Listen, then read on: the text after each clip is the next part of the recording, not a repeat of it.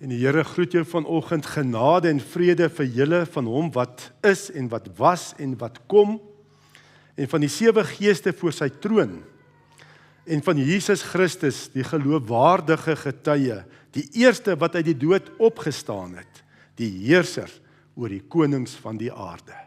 Amen. Skriflesing kom uit Handelinge hoofstuk 1, verse 1 tot 11 gaan ek lees. Laas Sondag ook gekyk na hierdie gedeelte, maar gaan fokus vandag op vers 3. Handelinge 1 vanaf vers 1. My eerste boek, Theophilus, het ek geskrywe oor alles wat Jesus gedoen en geleer het, van die begin af tot op die dag van sy hemelvaart.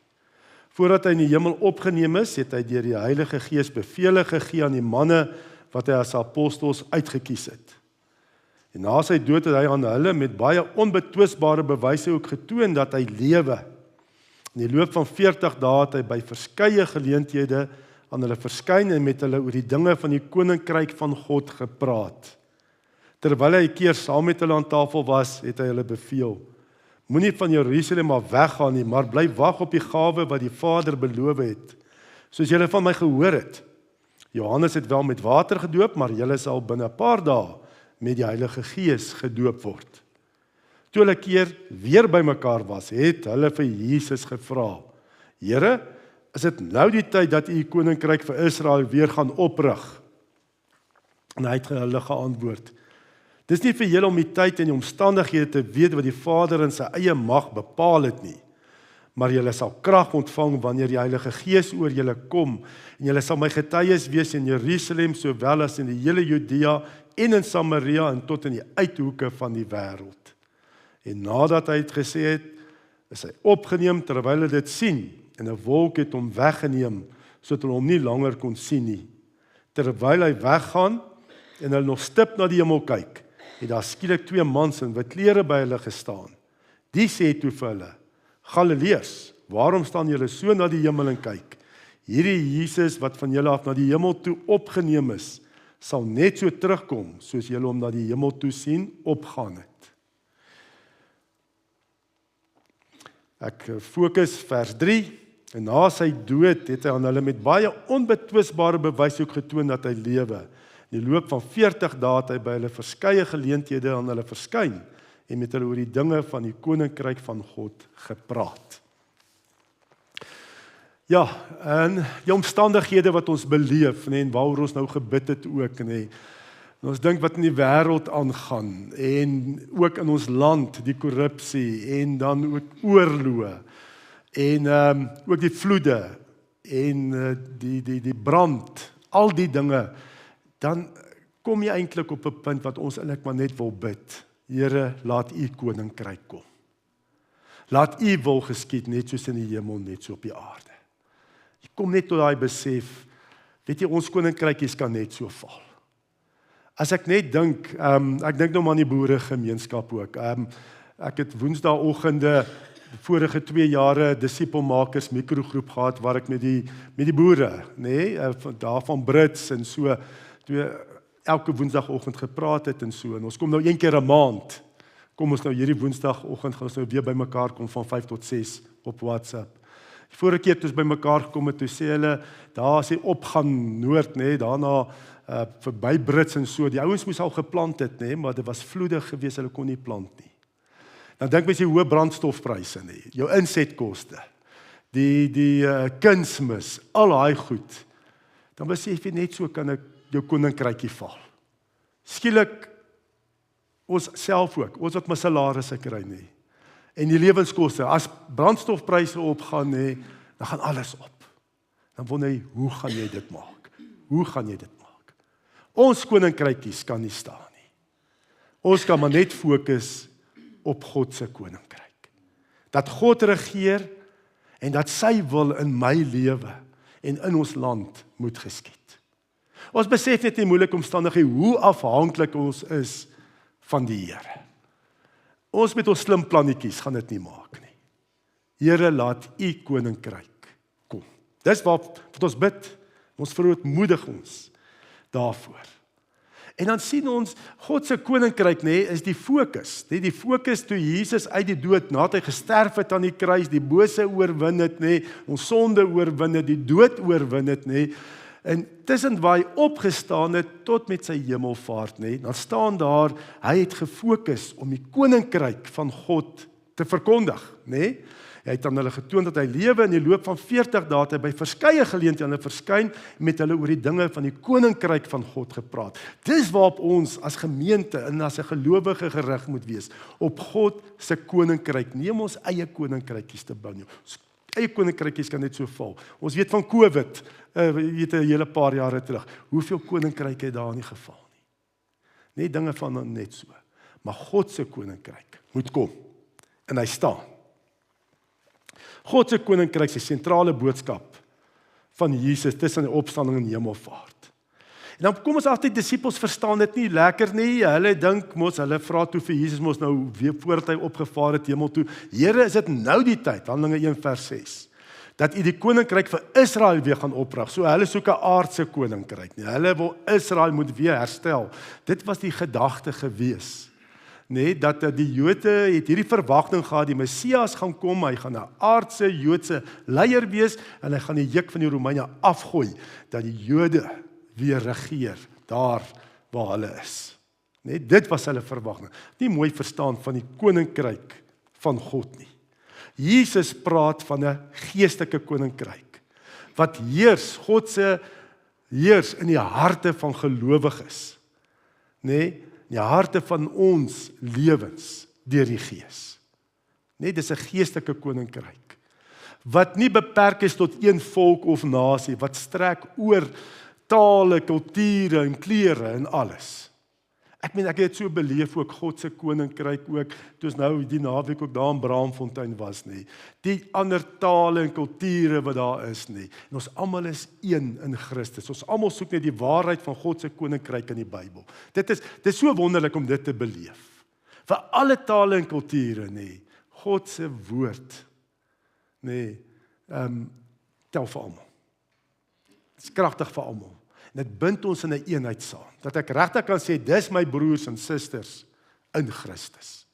Dit wat ons moet nou probeer doen in ons land om versoening, dis net in Christus. Daar waarlik versoening tussen die verskillende tale, kulture en mense kan wees. God se koninkryk wat gevestig is in mense se harte en lewens. Koninkryk van God was die hart van Jesus se hele aardse bediening, sommer van die begin af. Jy sien, hy het gekom dat die koninkryk van God gevestig kan word op aarde. Selfs Johannes die Doper wat Jesus se koms moes voorberei en aankondig, het ook begin met die boodskap, Matteus 3 vers 1 tot 2. In daardie tyd het Johannes die Doper in die woestyn van Judea begin preek en gesê, bekeer julle want die koninkryk van die hemel het naby gekom. So, selfs Johannes die Doper sê, dis waaroor dit gaan. As die Messias kom, die koninkryk van die hemel het naby gekom. En Jesus ook, na sy doop deur Johannes, en hy's gesalf met die Heilige Gees, die Heilige Gees in die gestalte van duif op hom gekom het, die Vader wat hom geseën het, gaan hy, begin hy met sy aardse optrede, en dit word saamgevat, van die begin af, Matteus 4 vers 17, van toe af Jesus gesê, bekeer julle, want die koninkryk van die hemel het naby gekom. Nou as jy in die Bybel lees van die koninkryk van die hemel en die koninkryk van God, is dieselfde, Matteus skryf vir die Jode, en die Jode, het absoluut 'n vrees gehad om God se naam uitelik te gebruik, So hulle baie keer God se naam probeer nie gebruik nie, dat hulle God se naam nie uitelik gebruik so in die wet staan nie. En daarom praat hulle eerder van die koninkryk van die hemel, waar Lukas en in Handelinge en Markus en die praat van die koninkryk van God. Want Matteus het vir Jode geskryf, sy evangelie.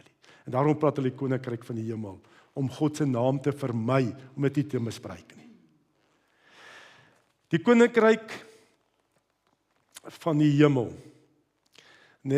hoekom? Dit het naby gekom. Wat beteken dit? As ons sê dit het, as Jesus sê die koninkryk van die hemel het naby gekom.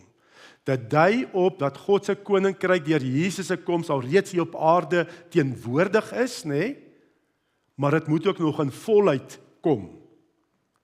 So die alreeds en die nog nie van God se koninkryk.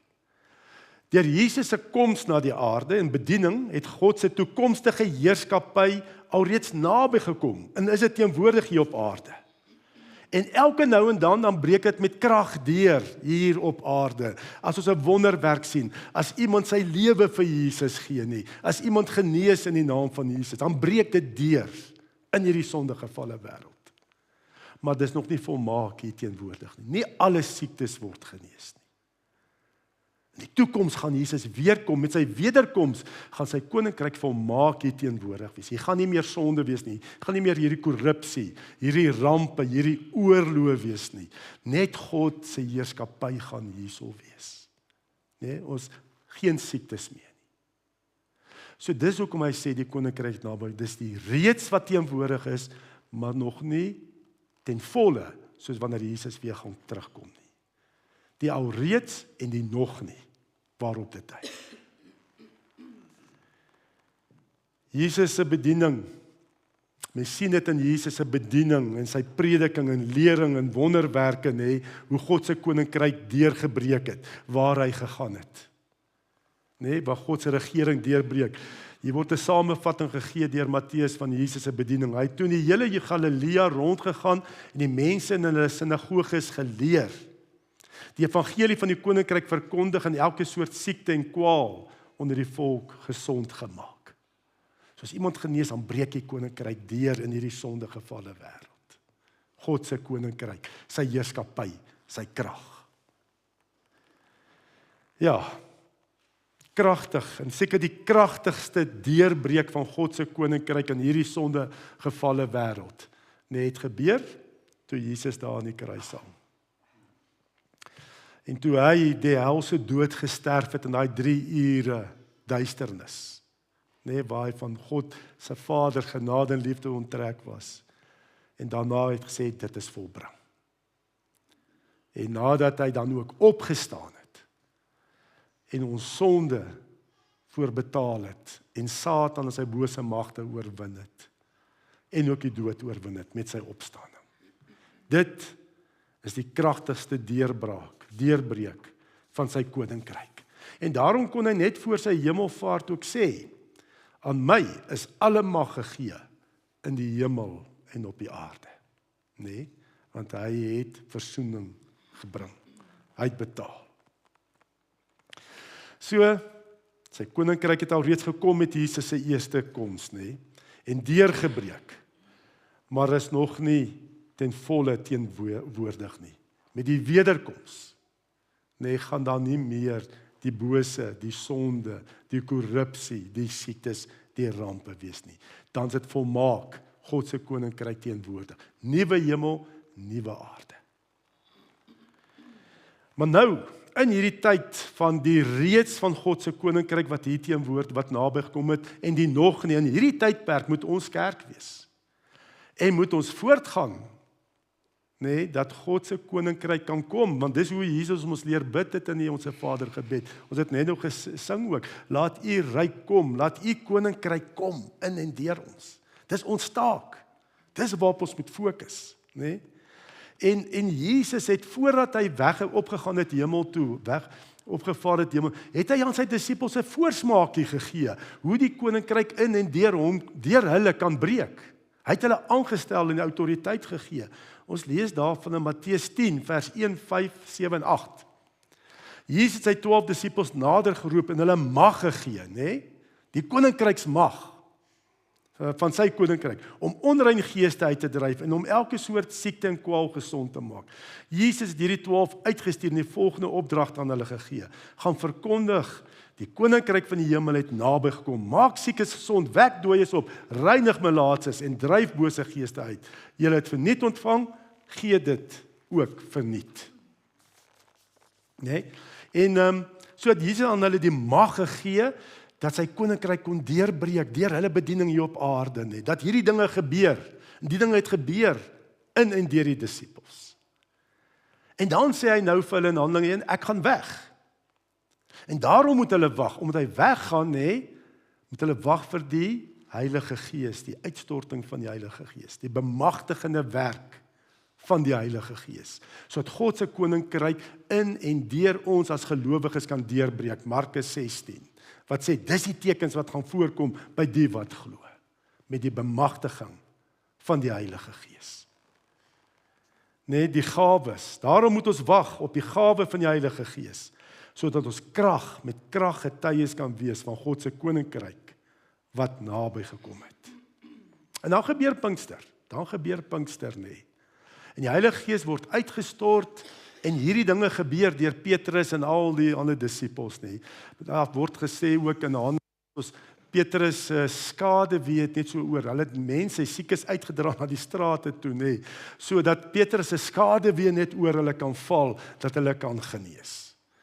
Paulus, en lees ons ook in Handelinge, nee, hy het voorskote wat aan ons hom, en dinge, lappe van hom het hulle gevat en op siekes gaan sit, en het genees. Dit klink vir ons baie weird, nee. Maar dit staan daar. Nee, God se koninkryk breek met krag deur. In en deur ons met die bemagtigende werk van die Heilige Gees. Daarom, nee, sê Paulus ook 1 Korintiërs 12 vers 1, wat die gawes van die Gees betref, broers, wil ek hê dat julle ingelig moet wees. En dan lys hy die gawes van die Gees.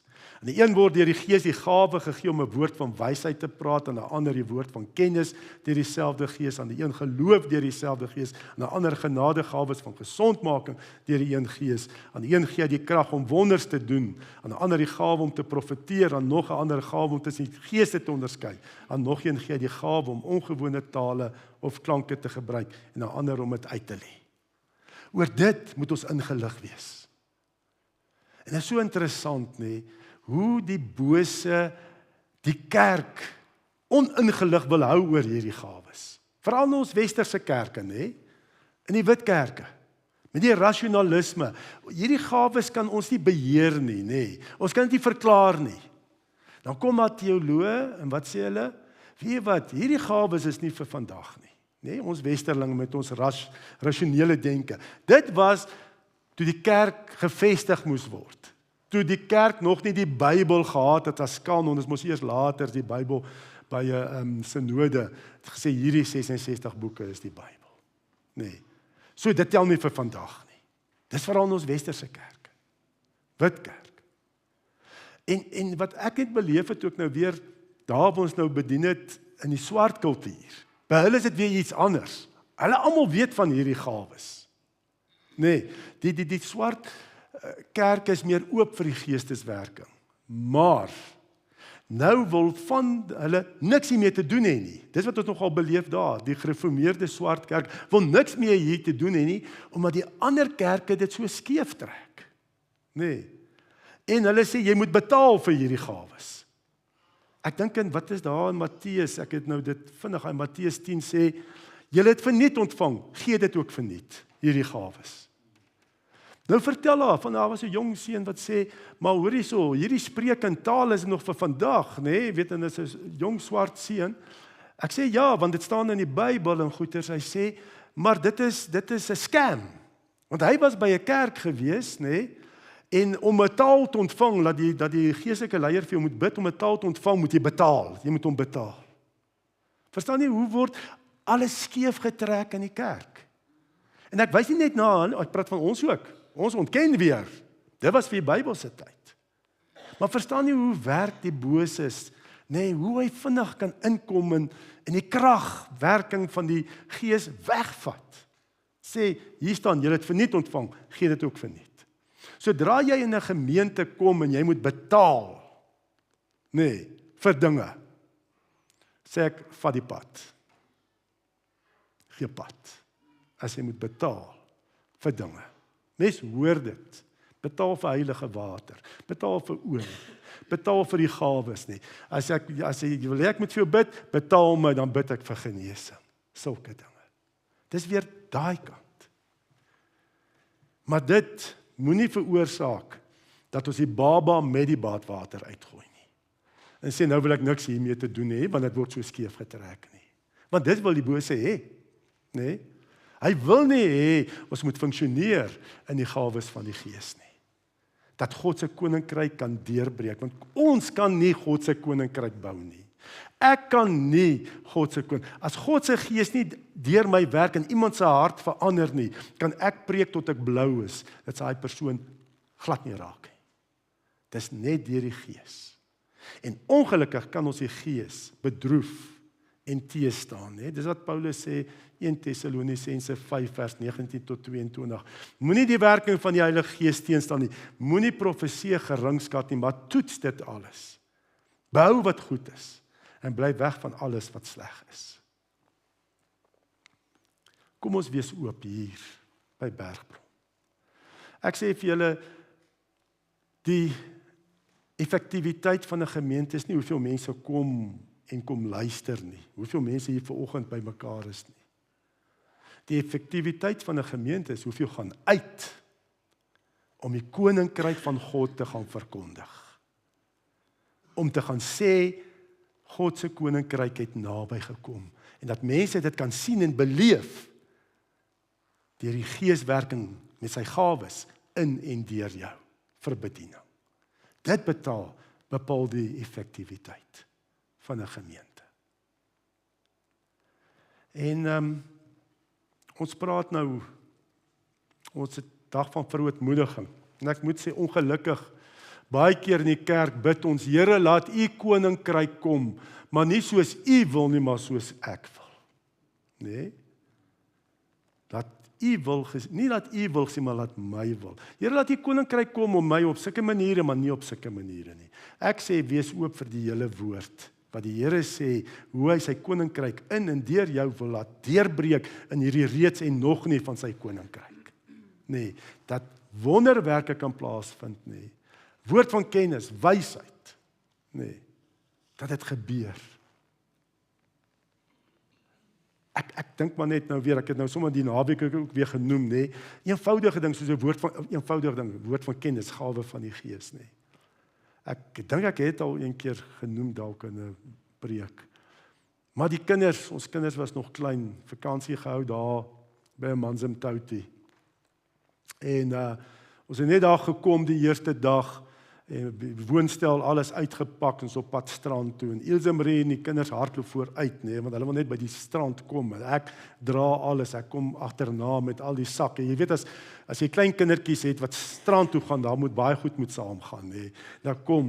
Nou is al hierdie mense wat goeders verkoop, nee, is strand sambrele, handdoeke en jy weet mos hulle so in 'n ry. Nee, elke tweede stalletjie is eintlik maar dieselfde goed, is net anders te verpak. En so, nee, nou stap ek so en ek sien, daar sit 'n Indiër man daar op 'n kampstoel, hy verkoop ook 'n strandhanddoeke en hy lees 'n boek. Maar ek sien hy lees net die boek, hy kyk nou net op nie en die mense stap maar verby. Nou hy kyk nie eens op soos die mense verbystap, weet op pad strand toe nie. En toe ek daarby nou is Ilse Marie kinders vooruit en toe ek voor hom kom, nee, skielik kyk hy op, staan op en sê vir my, hoor hierso, help my, wat beteken hierdie skrifgedeelte? Toe was hy besig om die Bybel te lees. En dit was nogal 'n moeilike gedeelte en ek het vir hom verklaar hoe en so en sê dit is wat dit beteken. Toe sê hy baie dankie. Hy sê want ek het geworstel met hierdie skrifgedeelte en toe sê die Here vir my, vra vir die persoon wat nou hier verbystap. Nee, dis 'n woord van kennis, nee. En hy staan toe op en vra. Hy het nie die ander ouens wat daar so spesifiek. En hy het daar begin, nee, en toe het nou 'n groot vriende met hom geword en daar was 'n vrou wat ook saam met hom verkoop het en so.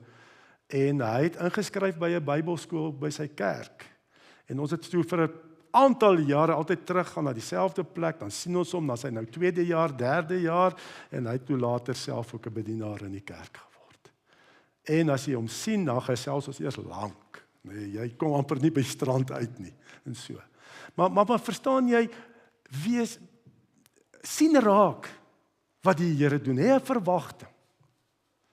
Ek kan getuig nou van vanoggend, nee, hier 1 uur, 2 uur, met die standby. Here help. Nee, ek dink dit is verby. Die Here help. Sy koninkryk breek deur. Dis hier naby. Dit breek elke nou en dan deur. En kom ons gee aan die Here eer. Hê 'n verwagting. Hê 'n verwagting. Maar weet jy, as ons nie met die gawes van die Gees, nee, want daar's 'n klomp gedeeltes, Markus 16, Matteus 10, Lukas 9, Lukas 10, praat die Here en hy gee die groot opdrag, en ons het gebid oor die groot opdrag, nee. As ons nie die groot opdrag met die gawes van die Gees uitvoer nie, nee, dan is dit moeilik. Dan is dit moeilik om 'n persoon te oortuig om Jesus te aanvaar. As ons net praat van ons moet disippels maak, nee, want dis die groot opdrag, nee, gaan dan heen, maak disippels van alle nasies. Maar ek wil sê, as die gawes van die Gees deur jou is baie makliker, nee. Jy staan net by ondersteun wat die Gees besig om te doen in die persoon se lewe. Dis eintlik net eenvoudig dan, baie maklik. Maar as ons die gawes van die Gees ontken, weet jy wat gebeur dan? Dan ervaar ons nie die krag nie. En dan begin ons met mekaar praat. Dis baie praatjies. Ons kan baie lank praat. Ons kan vir jare vergaderings hou oor 'n punt. Nee? Hierdie ding oor die vrou in die amp. Dis al 40 jaar wat dit op die agenda was van synodes, van algemene synodes. 40 jaar. Nee? Maar as ons besig is, nee, met die groot opdrag soos wat die Here sê, dan gaan daai goed nie so groot rol speel nie. Ek sê vir jou, as die ding in 40 jaar nie kon uitsorteer nie, nee. Want daar's gereformeerde teoloë wat seker verse gebruik, tekste wat sê dit kan, daar's ander teoloë, gereformeerde teoloë wat sekere verse en tekste wat sê dit kan nie. So dit gaan nie nou vir my oor kan of kan nie, nee, so ek praat nou nie daarvan nie, maar hulle het gepraat vir 40 jaar. As dit dan so is op so 'n punt is, dan moet ek sê, laat dit dan, dit is nie belydensaak nie. Laat dit oor aan die plaaslike kerkraad om sien wat is opbouend. Nee. Maar laat die gawes, kom ons fokus op die groot opdrag. En dis wat ek dankbaar is hier by Bergbron. Daar's redelike groot fokus op die groot opdrag om uit te gaan disippels maak. Dan hoef ons nie so baie te praat nie. Net dan moet ons gaan doen. En jy sien die Here se werk. Want Paulus sê self in 1 Korintiërs 4 vers 20, die koninkryk van God is immers nie 'n saak van praatjies nie, maar van krag. As al daai tye gespandeer kon geword het, hoe om die groot opdrag as kerkverband, hoe om die groot opdrag te gaan uitvoer en 'n verskil te maak in ons land. Sjoe, dink dit as al daai tyd en energie daarop gefokus was. Wat 'n verskil. Ons sou nie mekaar so gesê het, jy kan nou nie meer my broer wees nie, want jy stem nie met my saam nie. Nee, dit kan nie.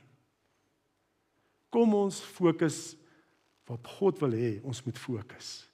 En ons bly by kernsake. Die reformatie, se 5 solas. Kom ons bly daarby. Nee, Christus alleen, geloof alleen, genade alleen, woord alleen. Nee, die Bybel, kom ons toets alleen, en dan ook natuurlik alle eer net aan die Here. En ons kan bid, laat U koninkryk kom. Kom ons bid saam. Vader, ons sê dankie, Here, dat ons ook vanoggend hier kan wees, Here, en kan vra, Here, laat U koninkryk in en deur ons kom. Here, dat ons U bo alles sal lief hê, die groot gebod. U bo alles in ons naaste soos onsself. En ons mekaar se hande sal vat om die groot opdrag uit te voer. Dat U koninkryk kan deurbreek in en deur ons lewens in hierdie sondegevalle wêreld. Daar's 'n klomp mense, Here, wat verlore gaan, wat U nie ken nie, en dat ons daarop fokus, dat ons 'n verskil maak. Die grootste deurbreek van die koninkryk is wanneer iemand kom en sê, Here, red my. Ek glo dat Jesus my saligmaker, verlosser, die Here van my lewe is. Here, dat ons ook daarop sal fokus, so wat Jesus ook gefokus het in daai 40 dae tussen sy opstanding en hemelvaart. Dat dit wat U raak, ons sal raak. Dat dit wat vir U belangrik is, vir ons belangrik sal wees. Dat ons nie ons eie koninkryk kies bou nie, maar laat U koninkryk kom, in Jesus se naam. Amen. Die genade van ons Here Jesus Christus en die liefde van God die Vader en die gemeenskap van die Heilige Gees sal by ons elkeen wees en bly. Amen.